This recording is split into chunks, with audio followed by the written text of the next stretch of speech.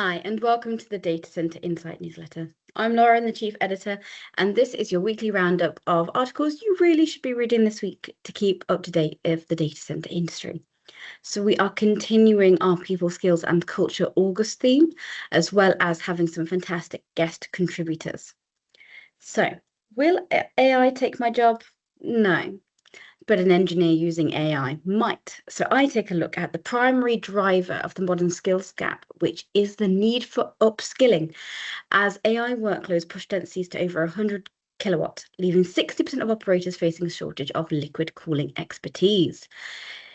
UK operators that invest in upskilling programs will reduce incident escalation times and protect facilities against talent shortages. It's all about how we use AI, and having that basic training can not just for engineers, but for all round, having some training or some skills in using AI will become a huge advantage.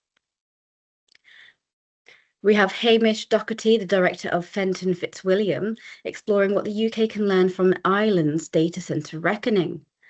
So amidst growing opposition to new data centre projects, like with Scotland, who are already facing the sharp end of this with a call for more moratoriums on data centres, Ireland went through this same cycle 5 years ago, and if we're not careful, the UK will be in that place too. So, UK developers are now at a fork in the road. Bolstering genuine engagement activity at a national and local level, can the sector get ahead of growing levels of opposition that, coupled with the potential impact of devolution powers under Burnham, risks hampering plans for future developments? We also have a thought piece from James Rogers-John, who is Head of Sustainable Development at BCS Consultancy, who tell us that the bottleneck is public trust right now. And developers need to rebuild that trust to earn communities' permission to build data centers. So really along the same theme, society needs digital infrastructure more than ever. But states over in the US and countries are contemplating pauses on data center projects because communities are hesitant to work on the infrastructure that they desperately require. The same is true for water, where the industry rightly points to advances in cooling tech, closed loop systems, and dramatically improved water efficiency. Those technical improvements are often overshadowed by high-profile stories of older overseas facilities with significant water consumption. Moving on, we also have a piece on the data center dilemma. So Charles Deacon, the technical director of grid at Eclipse Power, takes a look at the new data center dilemma, which is the realistic chances of delivery of data center projects and why flexible routes to power will be essential for getting to be operational. Ofgem is looking to flush speculative projects out of the power queue, paving the way for viable projects to access grid connections.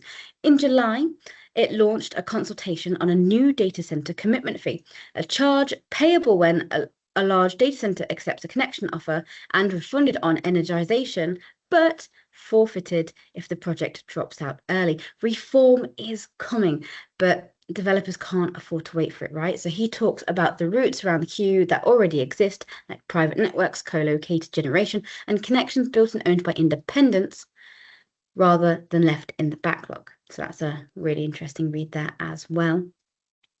And last but not least, we have Brian Peterson, the sales manager at LickTech. He explores how diesel generators are attracting scrutiny because of their emissions, and backup power really just shouldn't come at the expense of local air quality. Operators are under pressure to show their facilities aren't burdening the environment with toxic emissions, and consider how equipment is tested, maintained, and operated whilst limiting those emissions.